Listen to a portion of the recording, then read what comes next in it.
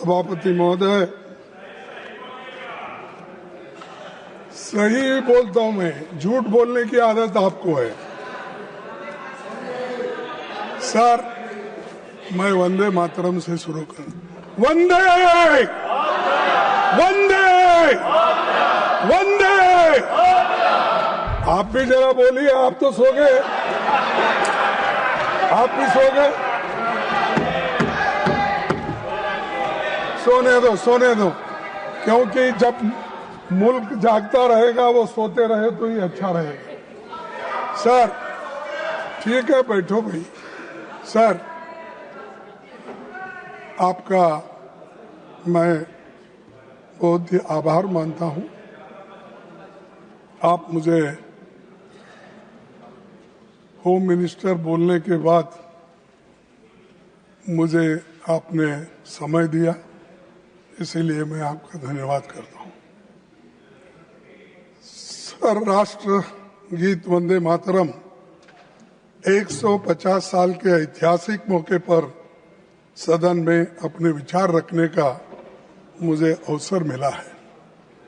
मैं सौभाग्यशाली हूं और ये गाना मैं 60 साल से गा रहा हूं, क्योंकि मैं 55 साल तो इसी में गुजारा, एमएलए, एमपी, राज्यसभा मेंबर। सो इसीलिए मुझे तो वंदे मातरम गाना पहले से ही मुझे आदत हो गई है, हम गाते रहते। लेकिन वंदे मातरम नहीं गाने वाले अब शुरू किए हैं, उनके लिए मैं धन्यवाद अर्पित करता हूं। ये तो वंदे मातरम की ताकत है सर। और वैसे तो ये राष्ट्रीय उत्सव का विषय है, बहस नहीं, मगर सबसे पहले मैं इंडियन नेशनल कांग्रेस की ओर से महान रचनाकार जो बंकिम चट्टोपाध्याय को नमन करता हूं, उन सेनानियों को भी नमन करता हूं। वंदे मातरम का नारा लगाते हुए आजादी के आंदोलन में जिनको बलिदान दिए उनको भी मैं नमन करता हूं। वंदे मातरम गीत भारत के सार्वजनिक जीवन में तब प्रवेश करता है जब गुरुदेव रविंद्रनाथ टैगोर ने 1896 में कांग्रेस के कलकत्ता अधिवेशन में पहली बार गाया था, और जिसका जिक्र हमारे होम मिनिस्टर ने अपने इस पे किया, लेकिन इसका बैकग्राउंड क्या था ये नहीं बोले। जो चीज उनको अच्छी लगती है और कांग्रेस को टोकने के लिए, हमारे लीडरों का अपमान करने के लिए जो बोलना है वही कट पेस्ट करके बोलते हैं, दूसरा नहीं बोलते। ये आदत है, लेकिन क्या कर सकते सर, चंद लोगों की वो आदत से मजबूर होते हैं, वही बात बार बार करते हैं। सर, इस तरह वंदे मातरम को आजादी का नारा बनाने का काम कांग्रेस पार्टी ने किया। कांग्रेस ने अपने अधिवेशनों और कार्यक्रम में वंदे मातरम के नियमित गायन की परंपरा शुरू कर दी। क्या आप लोगों ने अपने पार्टी का कार्यक्रम शुरू होता, ये आपने पहले कर दिए थे? करते थे। अरे आप तो हर चीज के खिलाफ करते हो, फिर भी आपको मैं बार बार टोकना नहीं चाहता, लेकिन आपको मालूम होना चाहिए, आपका इतिहास ये है कि आप हमेशा देशभक्ति के गाने को, आजादी को और आजादी के लड़ाई के खिलाफ आप थे, कभी भी आप उसके फेवर में नहीं। सर, महात्मा गांधी ने जब 1921 में असहयोग आंदोलन, नॉन कोऑपरेशन मूवमेंट छेड़ा, तो लाखों कांग्रेसी स्वतंत्रता सेनानी भारत माता की जय, महात्मा गांधी की जय और वंदे मातरम का नारा लगाते हुए जेल जा रहे थे। आप क्या कर रहे थे? ब्रिटिशों के पास नौकरी कर रहे थे। निकाल के देखो, अरे और आप हमको देशभक्ति सिखाते हो, हमको पैट्रियोटिज्म सिखाते हो। अरे पहले तो आप पैट्रियोटिज्म के नाम से डरते थे और सिर्फ सेवा करना ब्रिटिशरों का जानते थे, इसीलिए अरे माफीनामा फिर आता हूँ भाई बाद में, वो तो उनके गुरु का है। सभापति जी, मैं कहना चाहूंगा कि पीएम मोदी जवाहरलाल नेहरू जी का अपमान करने का कोई मौका नहीं छोड़ते और वैसा ही होम मिनिस्टर नहीं छोड़ते, क्योंकि उनके पीछे पीछे है ना, वो आगे आगे इन्हों पीछे पीछे। तो ये नेचुरली ये हमेशा कि इसीलिए वो हमेशा कांग्रेस का गिला करते हैं और हमारे पार्टी के बारे में, नेताओं के बारे में, यहाँ तक कि हर कांग्रेस के लीडर का अपमान करने का मौका नहीं छोड़ते।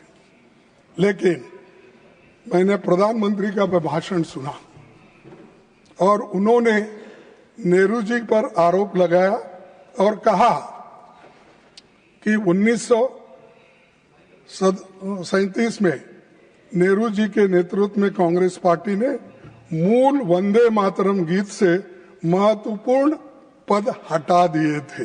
अभी जिसका जिक्र उन्होंने किया, यहाँ तक भी किया कि मुसलमानों का नाम लेके उनको डर के वो हटा दिए, ये भी कहा उन्होंने। सर, ये बातें आप अब बता रहे हैं, जब आप मुस्लिम लीग के साथ मिलके गवर्नमेंट किए, श्यामा प्रसाद मुखर्जी और मुस्लिम लीग मिलके आपने बंगाल में जो गवर्नमेंट की, कहाँ गया था देशभक्ति? कहाँ गया था आपका देशभक्ति? कहाँ थे आप लोग? क्या देश के लिए कोई? अरे ये लोग, अरे पढ़ो, आपका इतिहास मालूम होता है। सर, प्रधानमंत्री जी ने सुभाष चंद्र बोस को नेहरू जी की चिट्ठी का, सर प्रधानमंत्री जी ने सुभाष चंद्र बोस को नेहरू जी की चिट्ठी का भी जिक्र किया। हमेशा की तरह उन्होंने फिर से सदन को गुमराह किया।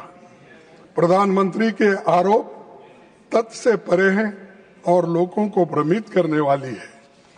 सर, सच्चाई ये है 16 अक्टूबर 1937 को नेताजी सुभाष चंद्र बोस ने गुरुदेव रविंद्रनाथ टैगोर को पत्र लिखा और उनसे पूछा कि कांग्रेस को वंदे मातरम के प्रति क्या रुख अपनाना है। ये किसने लिखा? नेताजी सुभाष चंद्र बोस। उनके बारे में भी डाउट है आपको? इसके अगले दिन 17 अक्टूबर को नेताजी ने नेहरू जी को पत्र लिखा और सुझाव दिया कि नेहरू जी को इस विषय पर गुरुदेव से व्यक्तिगत रूप से मिलना चाहिए। ये सुभाष चंद्र बोस के वाक्य है।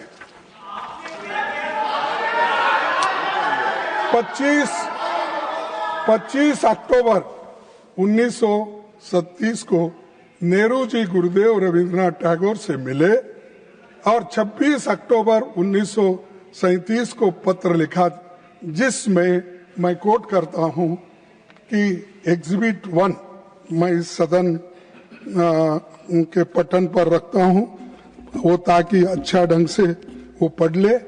मैं कौन है नहीं यहाँ पर, कोई रहता नहीं पटन, अरे कौन नहीं आया, ये पटन में रखता हूं और मैं कोट करता हूं रविंद्रनाथ टैगोर जी ने क्या कहा। In offering my own opinion about it, I am reminded that the privilege of originally setting its first stanza to the tune was mine. To me, the spirit of tenderness and devotion expressed in its first portion, the emphasis it gave to beautiful and beneficent aspects of our motherland, made a special appeal, so much so that I found no difficulty in disassociating it with the rest of the poem. I found no difficulty in disassociating it with the rest of the poem. The first two stanzas are such that it is impossible for anyone to take objection to. Remember, we are thinking in terms of national song. Remember, please.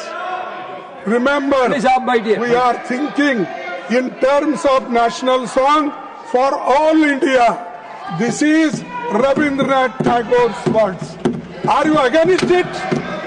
You want to condemn this? This is Rabindranath Tagore's stanza. He accepted it, and that is continued.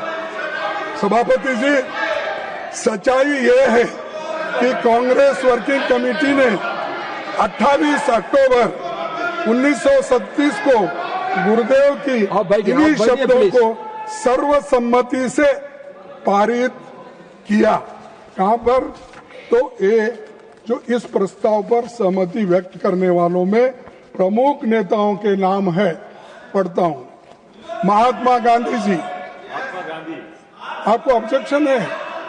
Maulana Azad ji, Pandit Nehru ji, Netaji Subhash Chandra Bose ji, doctor Rajendra Prasad ji, Sardar Patel ji, JP Kripalani जी, गोविंद वल्लभ पंत जी, ये सभी नेता लोग एक सहमति से उन्होंने कहा ये कांग्रेस वर्किंग कमेटी के प्रस्ताव के और ये प्रस्ताव में क्या है? The committee wishes to point out that the modern evolution of the use of the song as part of national life is of infinitely a greater importance.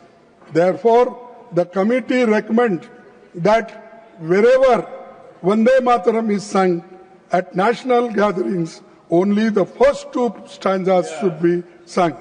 With perfect freedom to organize to sing any other song of unobjectionable character can be sung. ये working committee में मंजूर हुई। क्या नेहरू जी अकेले के? क्या गांधी जी नहीं थे? सुभाष चंद्र बोस नहीं थे? कृपलानी नहीं थे? मदन मोहन मालवीय नहीं थे? आजाद जी नहीं थे?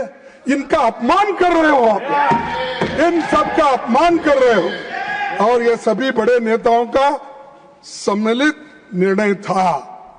फिर नेहरू जी को अकेले क्यों टारगेट करके प्रधानमंत्री वही बार बार बोलते हैं, यहाँ होम मिनिस्टर बोलते हैं। और इसका एक प्रति भी मैं आपके सामने रखूंगा। नंबर 2 यहाँ है।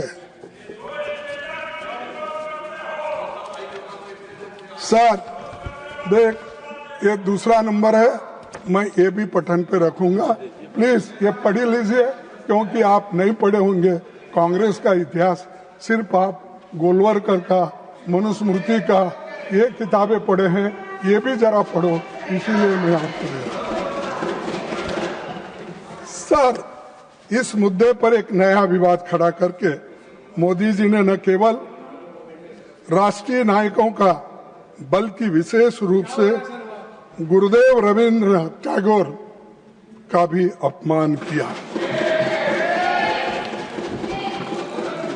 यह नेताजी सुभाष चंद्र बोस का भी अपमान है, जिन्होंने वंदे मातरम को स्वतंत्रता संग्राम की धड़कन बना दिया, और उसी पूरी पीढ़ी का भी अपमान किया जिसने जेलों की यातनाएं नहीं सही, लाठियां खाई और इस गीत को अपने हृदय में रखकर देश के लिए प्राण न्यौछावर कर दिए। इसीलिए मोदी जी को, आपको देश से माफी मांगना चाहिए, जिन्होंने देश के आजादी के लिए लड़ा, अपनी जान दिया और सैकड़ों दिन जेल में रहे। और हर तरीके की मुसीबत झेले, और भगत आज कुछ किए बिना आप ना लड़े, कुछ भी नहीं, फुकट में आके बैठे हैं और आज ये बात बोल रहे हैं। हाँ? और आजादी लाए हम तो इसीलिए ये लोगों को उसका ये मालूम नहीं है वैल्यू। सर, सभापति जी, मैं सदन को याद दिलाना चाहूंगा कि हिंदू महासभा और आरएसएस ने स्वतंत्रता संग्राम में भाग नहीं लिया था। यही नहीं, उन्होंने भारत के संविधान की प्रतियां भी जला दी थी। उन्हें आपत्ति थी कि जो बाबा साहब अम्बेडकर ने संविधान बनाया था वो मनुस्मृति पर आधारित नहीं था, इसीलिए हम उसको मान्यता नहीं देंगे। और यहीं पर उसको जलाया गया दिल्ली में। उन्होंने महात्मा गांधी, पंडित नेहरू और अंबेडकर के पुतले यहीं रामलीला मैदान पे जलाए। ये इतिहास है, आप पढ़िए। और जो संविधान को मानने वाले नहीं हैं और हमसे बार बार कहते हैं कि तुम क्या किए, तुम क्या करें, क्या तुम्हारे घर में नौकरी करना, क्या किए देश के लिए करें। हमारे लोग मरे, जेल में गए। सर, भारत के संविधान लागू होने के 2 दिन पहले, सर ये सुनने की बात है, भारत के संविधान लागू होने के 2 दिन पहले 24 जनवरी 1950 डॉक्टर राजेंद्र प्रसाद जी ने ये कहा था, the composition consisting of words and music known as Jana Gana Mana is the national anthem of India. And the song Vande Mataram, which has played a historic part in the struggle for Indian freedom, shall be honored equally with Jana Gana Mana and shall have equal status with it. ये हमारे भूतपूर्व, हमारे राष्ट्रपति जी का है, इसको भी आप नकारते हैं। अरे जो चीजें इतिहास के पन्नों में आए हैं, तारीख लिखा है, उस तारीख को भी आप मानने वाले नहीं हैं। तो मेरे को समझ में नहीं आ रहा किस चीज को मानते हैं। क्या हिटलर के बुक को मानते हैं, किसके लिए? और हमेशा आपकी आदत हो गई है कि कांग्रेस को गालियां देना और नेहरू जी को टारगेट। अरे नेहरू जी का इमेज खराब करने के लिए अगर आप बैठे हैं, वो नामुमकिन है, वो सबसे ऊंचा है दुनिया में उसका नाम है। अब उतना ऊंचा आप कभी नहीं बन सकते, आप नीचे है, नीचे ही रहेंगे। सभापति जी, बीजेपी के लोगों को वंदे मातरम की याद कई दशकों के बाद आई है, परंतु मैं सदन को याद दिलाना चाहता हूं कि वंदे मातरम की 100वीं सालगिरह के मौके पर वंदे मातरम पर पहला स्मारक पोस्टल स्टैंप 30 दिसंबर 1976 को श्रीमती इंदिरा गांधी जी के कार्यकाल में जारी किया गया है। वो स्टैंप भी मैं आपको दिखाता हूं, ये भी भेज दीजिए। सर, अरे आप लोग देखे नहीं भाई, जरा देख के तो देखो। मुझे अपने सार्वजनिक जीवन के शुरुआती दिनों में एक लोकप्रिय स्टैंप बहुत अच्छे से याद है। मैं उस वक्त कर्नाटक स्टेट में एजुकेशन मिनिस्टर था, तो उस वक्त ये निकाला गया। हम लोग भी वहां पर स्टेट में इसका फंक्शन करते। आपकी अनुमति से इस स्टैंप की एक प्रति दिखाना चाहता हूं। मैं अभी आपके पास भेज रहा हूं और वो आप उसको जरा देख लीजिए। ये तो इतिहास की बात थी जिसे प्रधानमंत्री जी को समझना चाहिए था। आज की चर्चा का संदर्भ वही होना चाहिए जो देशवासियों को वंदे मातरम की भावना का सही अर्थ और सम्मान समझा सके।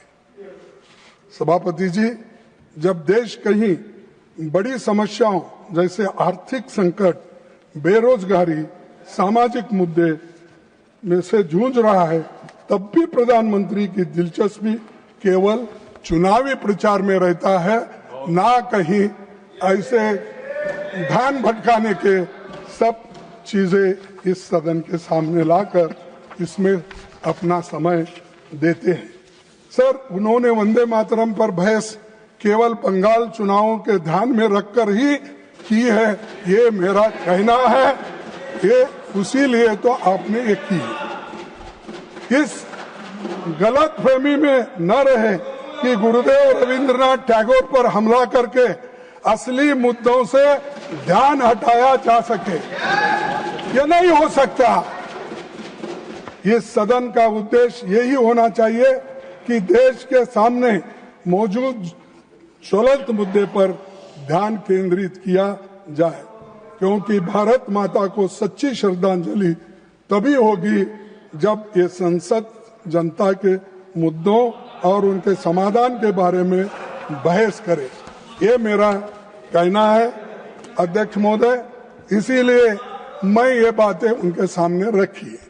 और दूसरी, सभापति जी, मुझे विशेष रूप से इस सरकार द्वारा भारतीय रुपये गिरते मूल्यों के बारे में कुछ बताना है, क्योंकि $1 की कीमत अब 90 रुपीस, 90 रुपए, इतना गिरा, अब वो नीचे गया।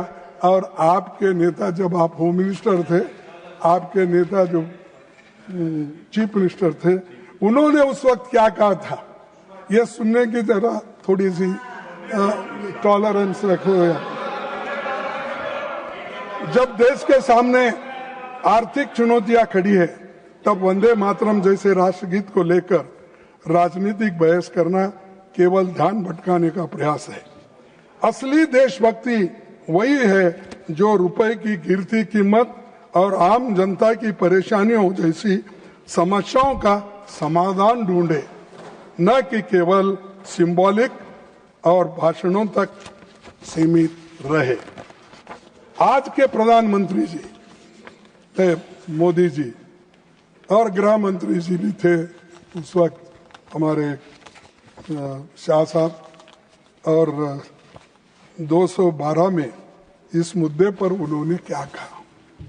इस मुद्दे पर उन्होंने कहा, देश जानना चाहता है किस मुद्दे पे, रुपए की कीमत जो घट रही है और डॉलर जो बढ़ रहा है कीमत उसका।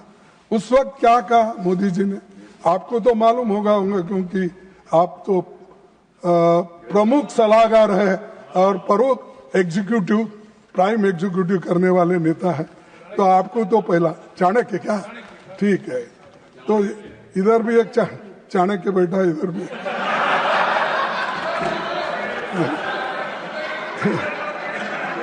तो अरे बैठो, देश जानना चाहता है प्रधानमंत्री जी, ये उन्होंने कहा, देश जानना चाहता है। प्रधानमंत्री जी मनमोहन सिंह जी को कहते हैं, ऐसा क्या कारण है कि आज अकेला हिंदुस्तान का रुपया डॉलर के मुकाबले गिरता ही चला गया, और मैंने साफ मांग की है, यह सिर्फ आर्थिक कारणों से नहीं हुआ, ये आपकी भ्रष्ट राजनीति को दिल्ली से चली उसका इसके अंदर बहुत बड़ा रोल है। मैं बहुत गंभीरता से ये आरोप कर रहा हूं। क्या आपके पास भी ऐसा ही हुआ? आप भी भ्रष्ट हैं? आप तो बोलते मैं पाक हूं, स्वच्छ हूं, कहाँ है? ये दर्शाता है आप आज पूरे हिंदुस्तान, पहले जो था उससे बदतर हो गई आपकी गवर्नमेंट, और आज जो उस वक्त 55-60 रुपए था, आज 90 रुपए। अरे गिर गया, इतना गिर गया, वो हिमालय से नीचे गिरने के बाद आदमी के टुकड़े भी नहीं मिलते, वैसा हो गया आपके हाथ।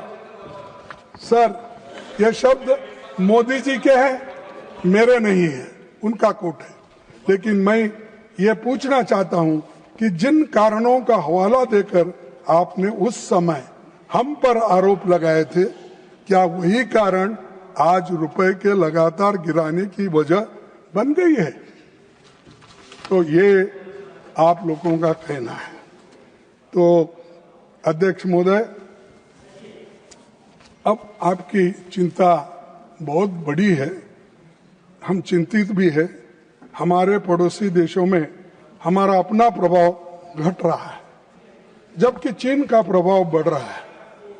नेपाल चीन से इन्वेस्टमेंट की मांग कर रहा है। बांग्लादेश चीन और पाकिस्तान के साथ त्रिपक्षीय बैठकों में भाग ले रहा है। बीजिंग खुले तौर पर साउथ एशिया को अपनी रणनीति योजना के तहत अपनी तरफ खींच रहा है। और सभापति जी, 1971 के बाद पहली बार बांग्लादेश भारत से दूर जा रहा है और पाकिस्तान के करीब हो रहा है।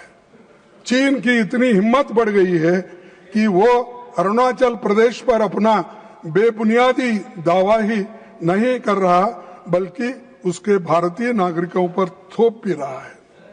अरुणाचल प्रदेश की एक भारतीय महिला को सांघाई हवाई अड्डे पर 18 घंटे तक हिरासत में रखा गया और उसे कहा गया कि उसका पासपोर्ट अमान्य है और चीनी पासपोर्ट के लिए आवेदन करने की सलाह वहां के एयरपोर्ट वाले दिए। सर, आप भारत में हमेशा बोलते हम कभी झुकेंगे नहीं, हमारी छाती 56 इंच की है। ठीक है, किसी का शरीर बड़ा होता है, किसी का गोरा होता है, किसी का काला होता है। जैसा कि मेरी हाइट ज्यादा है, मोदी जी की हाइट उतनी है, शाह साहब की जरा हाइट कम है, अलग अलग बात है। लेकिन आपकी 56 इंच छाती तो रहने दो, लेकिन इससे देश को क्या फायदा हुआ तुम्हारे छाती का? चीन के खिलाफ एक शब्द भी नहीं बोलते और बोलेंगे भी कैसे, जब आपके ही विदेश मंत्री सार्वजनिक रूप से स्वीकार कर चुके हैं कि भारत अभी छोटी अर्थव्यवस्था है और चीन का मुकाबला नहीं कर सकती। प्रधानमंत्री जी ने खुद 19 जून 2020 को चीन को क्लीन चिट दिया और कहा था ना तो कोई घुसा है ना ही कोई घुस आया है। मैंने कहा, उनको मालूम है ये शब्द उन्हीं के हैं, मेरे नहीं। तो ये सब आप ही बोले हैं, तो आप कहाँ ठहरे हैं किस बात का? और फिर अमेरिका मामले में मोदी फिर एक बार, ट्रम्प फिर एक बार, ऐसा कुछ बोलते फिरे, लेकिन पाप बेचारे उनका प्रचार का असर नहीं हुआ, वो हार गए और बड़े मुश्किल के साथ इस बार वो चुन के आए। लेकिन दोस्ती में कमी हो गई है पहले से। अमेरिका के मामले में राष्ट्रपति डोनाल्ड ट्रंप के बार बार दावा किया कि उन्होंने भारत और पाकिस्तान के बीच युद्ध रोक दिया। सभापति जी, पिछली बार जब मैंने इस विषय पर चर्चा की थी तब मैंने बताया था कि वो ये बात कितनी बार दोहरा चुके हैं। उन्होंने इसे इतनी बार कहा है कि गिनती करना भी मुश्किल है, उतने बार ट्रंप ने बार बार कहा है। मैंने सुनाया, मैंने कॉम्प्रोमाइज कराया, मैंने सब कुछ किया। अरे you please stick to the subject, don't deviate too much from the subject, then unnecessarily the house is getting disturbed. Please look to the subject. Look, come back to the subject. ये भारत की बात हो गई और हम भारत के लिए, और दूसरी बात सर, अमेरिका ने हमारे व्यापारियों को टैरिफ लगाकर बर्बाद कर दिया है। एक मिनट गागे जी, हमारा कपड़ा, चमड़ा, सोना, खड़गे जी, एक मिनट। ऑटो पार्ट प्लीज, एक मिनट। जैसे लेबर इंटेंसिव क्षेत्रों के लाखों लोग भारी संकट में हैं। रूस के मामले में जैसे ही अमेरिका ने दबाव डाला, अपने तेल आयात कम कर दिया। स्ट्रैटेजिक ऑटोनॉमी के one minute. Leader of the House want to say something, then you can add to your answer. सस्ता कच्चा तेल खरीदे, आम आदमी को उसका लाभ नहीं मिलता में जो यूपीए सरकार में मिलता था। डिबेट में ताकि महीने लीडर ऑफ द ऑपोजिशन को ये मालूम होना चाहिए जो लोग आर्थिक किसी सब्जेक्ट पर होती है, उस सब्जेक्ट पर ही बहस होती है। प्रतीक केवल नहीं लीडर ऑफ द ऑपोजिशन दिखाने के लिए आज उन बातों की चर्चा कर रहे हैं जो भारत के इकोनॉमी से जुड़ा है, जो इंटरनेशनल रिलेशन से जुड़ा है। मैं ये बड़े स्पष्ट शब्दों में कहना चाहता हूं, सरकार हर मुद्दे पर चर्चा करने के लिए तैयार है। हर मुद्दे पर आपने जिन मुद्दों को कहा, उन मुद्दों पर चर्चा करने के लिए हम तैयार हैं, लेकिन डिबेट का एक लेवल है। देखिए, on the foreign policy, they want to have a full discussion. You want discussion on foreign policy, ठीक है। You want discussion on economy, it is allowed. But आप वंदे मातरम के डिस्कशन में, चेयरमैन सर, वंदे मातरम का डिस्कशन हो रहा है। लीडर ऑफ द ऑपोजिशन बहुत एक्सपीरियंस है, इनको मालूम होना चाहिए कि डिबेट वंदे मातरम का हो रहा है, भारत की इकोनॉमी पर नहीं हो रहा है। अगर भारत की इकोनॉमी पर चर्चा करना है, हम तैयार हैं। आप सब्जेक्ट अलॉट कीजिए, इंटरनेशनल रिलेशन पर करना, हम करने को तैयार हैं, आप कीजिए, लेकिन don't deviate from the subject. The subject is Vande Mataram. जब तक आपने वंदे मातरम के स्टैंडर्ड पर चर्चा की, हमने कोई ऑब्जेक्शन नहीं किया। आपने बाकी हिस्टोरिकल विषय रखे, हमने कोई चर्चा ऑब्जेक्शन नहीं किया। लेकिन जब आप वहां से इकोनॉमी की बात करेंगे, इसके बारे में स्पष्ट भी करें। सुरक्षा विफलताओं के बारे में आपको बताना चाहता हूं। 2014 से 2023 तक भारत में 2237 आतंकवादी घटनाएं हुई, जिनमें 3006 नागरिक और 586 सुरक्षाकर्मी मरे। हम लोगों के कई बड़े दर्दनाक शामिल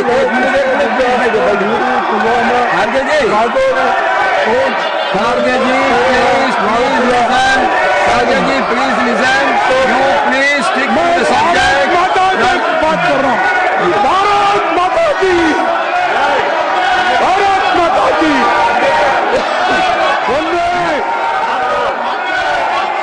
सर, प्रधानमंत्री जी और गृह मंत्री जी इस देश के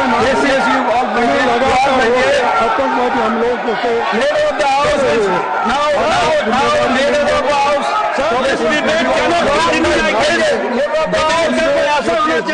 डिबेट करना होना चाहिए।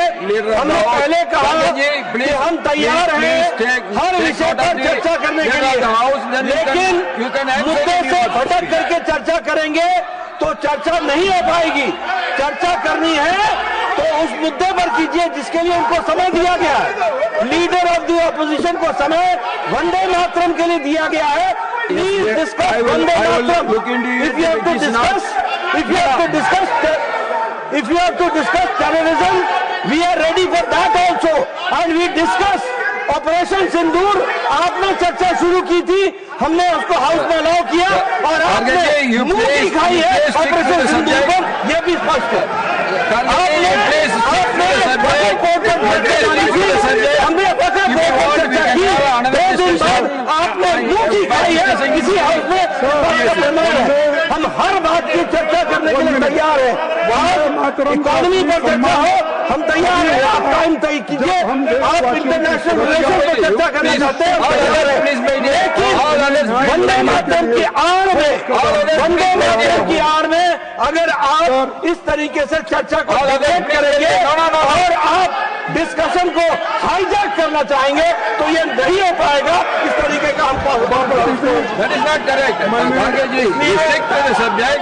If you want to discuss on any other subject, government is ready. We can go for that discussion later. You please now stick on to Vande Mataram. Others, all you please बैठिए. All others, please be बैठिए. Sir, राष्ट्रीय सुरक्षा, बेरोजगारी, विदेश नीति के बारे में बात की है.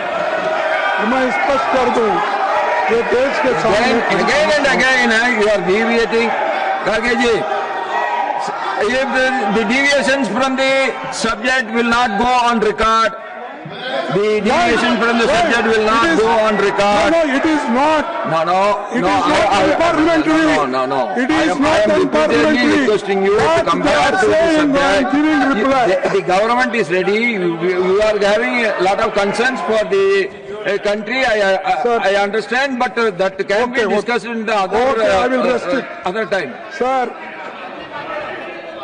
लोग भी अनगिनत कठिनाइयों का सामना कर रहे हैं जिनकी पीड़ा इस सरकार तक पहुंच नहीं रही.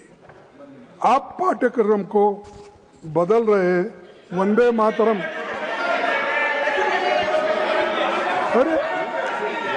अरे तुम्हारे कमियां गिन रहा हूं. आप No. तुम्हारे कमियां गिन रहा हूं. भागो मत. No. You are. It is only your speech has created. They were listening, but your speech only has created. Your speech only created the controversy. Please stick to the subject. You please stick to the subject. And आज भी दलितों को that is not correct. That is not correct. Nothing will go on record unless the house comes in an order. Nothing will go on record unless the house comes to an order. Nothing will go on record, Kharge ji. Nothing will go on record unless the house comes in order. Please, you बैठिए. You please बैठिए. I will request him not to deviate from the subject. You please बैठिए. I am requesting him not to deviate from the subject. You all please बैठिए. Kharge ji, you are a very senior person. You should be an exemplary to all the young member of parliament. I am requesting you not to deviate. The government is already given their consent. They want to discuss separately the economics, security separately. You come back to the Vande Mataram and you speak, please. Others all बैठिए. Sir, आज भी Honorable leader of the house want to say something. You hear it? No. Let him say. मैं खड़गे जी से विनम्र भाव से ये निवेदन करना चाहता हूं कि जो आज राज्यसभा में वंदे मातरम पर चर्चा हो रही है, बहुत हाई क्वालिटी की डिबेट चल रही थी. मैं चाहता हूं कि इसकी क्वालिटी इसी प्रकार से रहे. मैं दोबारा निवेदन उनसे करना चाहता हूं. आपने भारत की इकोनॉमी पर चर्चा चाहिए है, हम करने के लिए तैयार हैं. आपने इंटरनेशनल रिलेशंस पर चर्चा मांगी हो, हम करने के लिए तैयार हैं. हमने पहले भी कहा ऑपरेशन सिंदूर और उसके इंपैक्ट के बारे में आपने चर्चा मांगी थी. हम यहाँ चर्चा हुई और ये अलग बात है कि आपको मुंह की खानी पड़ी उस पर. फिर आपने और भी चर्चा मांगी थी वक्फ बोर्ड पर, वो भी चर्चा इस हाउस में हुई है, उसमें भी आपको मुंह की खानी पड़ी है. आपने अन्य विषयों पर भी चर्चा मांगी, आपको मुंह की खानी पड़ी. लेकिन आज वंदे मातरम का डिस्कशन चल रहा है. कृपया करके ये रिटन टेक्स्ट मत पढ़िए. ये रिटन टेक्स्ट मत पढ़िए. वंदे मातरम पर चर्चा कीजिए. इस तरीके से आप एजुकेशन पर चर्चा करेंगे, आप इकोनॉमी पर चर्चा करेंगे, आप इंटरनेशनल. ये डिबेट का तरीका नहीं है. ये डिबेट का तरीका नहीं है. डिबेट का तरीका है सब्जेक्ट तय होता है, यू स्पीक. और मैं आपसे निवेदन करूंगा, and I need your protection to maintain the standard of the debate. Anything irrelevant to the subject should be expunged from the proceedings. Anything unparliamentary will not go on record. No. I am not saying any unparliamentary will not go on record. What is your problem? Any unparliamentary. No. What is your problem? If anything unparliamentary, my problem is that दलितों को मंदिर में नहीं आने देते. Problem शादी में घोड़े पर बैठकर चल नहीं रहते। My problem is that गांव के कुएं से पानी Kharge ji, when you are talking about Vande Mataram, there is no problem in the house. When you are going out of the subject, all the problems are started. पीटा जाता है, अपमानित किया जाता है। No, nothing will go on record. Nothing will go on record till the house comes to an order. Nothing will not go on record. Nothing will not go on record unless the house come to an order. You please all wait here. All others wait here. Kharge ji, you have to stick to the subject, please. Unnecessarily, it is creating pandemonium in the house. Sir, supreme court के भीतर तत्कालीन मुख्य न्यायाधीश पर जूता फेंकने जैसी घटना बढ़ती सामाजिक कटुता है और No, that has nothing to do with this. Will not go on record. This will not go on record. That has nothing to do with Vande Mataram. This will not go on record.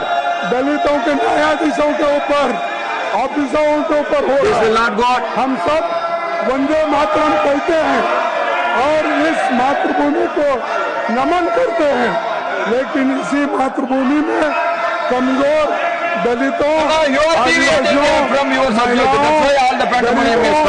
असहाय लोगों को हर Nothing will go on record. Nothing will go on record till the house comes to an order. किया जाता है। सरकार की कुछ पसंदीदा पूंजीपति Nothing will go on record till the house comes to an order. All wait here. All wait here. All wait here, please. All wait here, please. All wait here, please. No. Sanjay Seth ji, please wait here. Please wait here. Please wait here. Please wait here. Everyone, please take your seat. Everyone, please take your seat.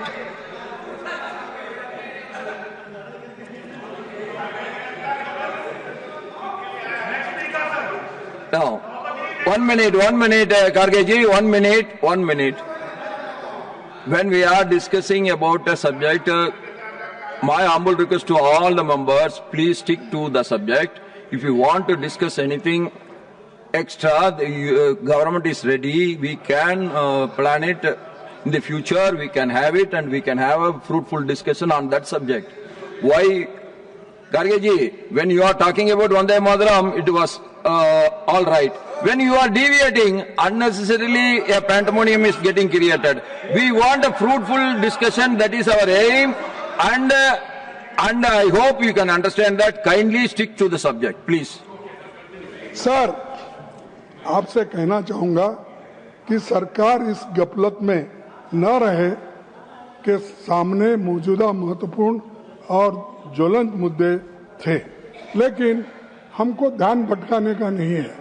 हमको ये आपके सामने इसलिए रख रहे हैं जो हालांकि देश में जो स्थिति दलितों की है, बच्चों की है। No.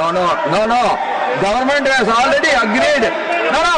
Government has already agreed for a debate and discussion on economics, on security, everything. Then what is your problem? Whatever you want to say, yes, you please wait here. You please wait here. You please wait here. Please wait here. Please wait here. Diwali ji, you please wait here. Your leader is capable of handling it. You please wait here. Bharat माता के पुत्र है साहब। You please wait here. तकलीफ में बात कर रहा हूँ। You see when you are विपक्ष के तौर पर हम इन मुद्दों को उठाते रहेंगे और सरकार के सवाल पूछते रहेंगे। यही सवाल है जिनसे सरकार Please, honorable leader of the house will speak. All others, please wait here. All others, please wait here. Honorable leader of the house will speak. And now I requested honorable leader of the house to speak. Sir, I would request you. Only 1 minute. Sir, I would request you that anything other than the subject is spoken by the leader of the opposition, that should be expunged and that should not come on record. I have already said The high deviation from the subject will not be recorded and it will be expunged. I already said, and you don't disturb the house, please. Garge ji, you please continue your debate. Sir, क्यों दलितों से नफरत है मेरे समझ में नहीं आ रहा। क्या वह भारत माता के पुत्र नहीं है? भारत माता के और उनके Who said? All these are our brothers and sisters. Nobody has said that they are. उनकी समस्या यहाँ रखना गलत है। They are उनकी different समस्या रखना गलत है। ours. Nobody has said that. Why you are taking it? सभापति जी, देश जानता है वो भारत माता के पुत्र है और भारत माता के सुपुत्रों के बारे में हम बात करना Yes, now again, honorable leader of the house, you are, Garge ji, whenever you are deviating from the subject, the house will get disturbed. That you have to understand it. Now, Sir, honorable leader of the house. Again, I would like to make it very clear कि हमारी सरकार All others please go to seat. का बहुत प्रमुख All others please go to your seat. में है। दलितों Please don't stand anywhere.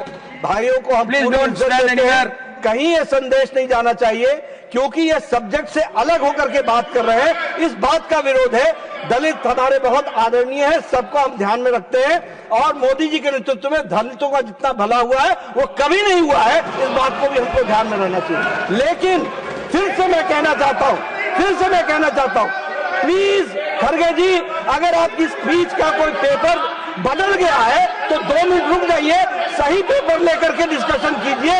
कोई बदला हुआ स्पीच का पेपर ले आए आप, उसको मत रखें। Now, Garge ji, all others, please be seated. Please be seated. Please be seated. Garge ji, don't deviate from subject. If you deviate from subject, that will not go on record. Please don't deviate. ना कि वंदे मातरम का सच्चा सम्मान You please beg it. BJP RSS ने कभी किया नहीं। इन्होंने 50 साल तक तिरंगे को ठुकराया, जिन्होंने भारत छोड़ो आंदोलन का विरोध किया और इन्हें ही सरदार पटेल ने नफरत और हिंसा फैलाने के लिए बैन कर दिया था। आज वही हमें यहाँ इस राष्ट्रभक्ति का गीत और भाषण दे रहे हैं। देखिए कैसी विडंबना है, देखिए कैसी विडंबना है। जो लोग कुछ नहीं कर पाए वही हमको पाठ पढ़ा रहे हैं। इसके विपरीत वंदे मातरम को पहली बार 1896 में कांग्रेस ने गाया। आजादी के हर चरण में इसे ध्वजवाहक बनाकर आगे बढ़ाया और इसे औपचारिक रूप से राष्ट्रीय गीत का भी दर्जा दिया। सर, आज भी हम कहते हैं कि इनकी पार्टी बीजेपी, इसका गीत अलग है क्योंकि इनका गीत अलग ही है। ये वंदे मातरम नहीं है। हमारा गीत वंदे मातरम है और आरएसएस का झंडा अलग है और तिरंगा हमारा है। आरएसएस की किताब मनुस्मृति है, हमारा संविधान है। ये साफ है कि आरएसएस और बीजेपी की भले ही आज नींद से जागी है, इसीलिए बहस कर रही है। कांग्रेस ने वंदे मातरम को आजादी के आंदोलन का नारा बनाया और आजादी के बाद राष्ट्रगीत का दर्जा कांग्रेस ने दिया। सभापति जी, आखिर में मैं सरकार में बैठे लोगों से ये कहना चाहूंगा, या आखिर में कहना चाहूंगा, कम से कम ये तो सुने। आखिर में मैं सरकार में बैठे लोगों से कहना चाहूंगा कि असत्य फैलाकर राष्ट्रीय नायकों पर कीचड़ उछालकर अपनी विफलताओं पर पर्दा डालने का काम बंद कीजिए। संविधान को बनाने वाले नायकों और देश की आजादी में अपना सब कुछ कुर्बान करने वाले नेताओं का सम्मान करना सीखिए। आप जब भी इनको अपमानित करेंगे तो ये बात भी खुलकर सामने आएगी कि देश की आजादी में आपके पूरकों का कोई भूमिका नहीं है। गांधी जी, नेहरू जी और स्वाधीनता आंदोलन के सभी नायकों की सोच से देश को आज़ादी मिली, दुनिया में प्रतिष्ठा मिली। इनके विवेक पर सवाल खड़ा करके आप देश दुनिया में अपनी हंसी मजाक न उड़ालें। वंदे मातरम का सम्मान करना सीखिए। विधानसभा के चुनाव आते जाते रहते हैं, लेकिन वंदे मातरम का सम्मान करना, उसका समान दृष्टि से लोगों को देखना, ये काम आप सीखेंगे। ये मैं नहीं बैठो भाई, तो ये मैं उनसे विनती करना चाहता हूं। और आखिर में एक बात बोलता हूं और बोल के मेरे शब्द को खत्म करता हूं। विराम बोलो, खत्म, समाप्त करता हूं। तो मेरी हिंदी है ना, आपकी नहीं। सर वो गीत जिसने सिर्फ लोगों को नहीं दिलों को जोड़ा था, वंदे मातरम गीत जिसने सिर्फ लोगों को नहीं दिलों को जोड़ा था, आज उसी गीत पर झंडे गाड़ने का दुस्साहस आप लोग कर रहे हैं। जिनका उस जोड़ी गई धड़कन में कोई हिस्सा न था, तो ये इनका करतूत है। ये कभी लड़े नहीं, कभी देश के लिए अपना कुर्बानी नहीं दिए, सिर्फ इसमें कैसा अधिकार में कैसा रहना, यही सिर्फ ये करते हैं। इसीलिए मैं अपने बात को विराम देते हुए, और एक बात उन्होंने उठाई थी कि ये 1994 में यहाँ पर जो नेशनल एंथम और वंदे मातरम का जो हुआ था, तो यहाँ पर हमारे पार्लियामेंट में ये हुआ था, और वो भी हमें हमारे नरसिंह राव जी जब थे या कांग्रेस पार्टी के थे, उस वक्त ये गीत दोनों आए और इसी से हम स्टार्ट। तो इसीलिए मैं आपका आभारी हूँ और आप इतना समय दिए। लेकिन आखिरी में इतना करता हूँ, देश को मजबूत रखना है, देश एक रखना है, इसीलिए वंदे मातरम हम सबका मंत्र होना चाहिए। यही कह के मैं अपने शब्दों को समाप्त करता हूँ। धन्यवाद।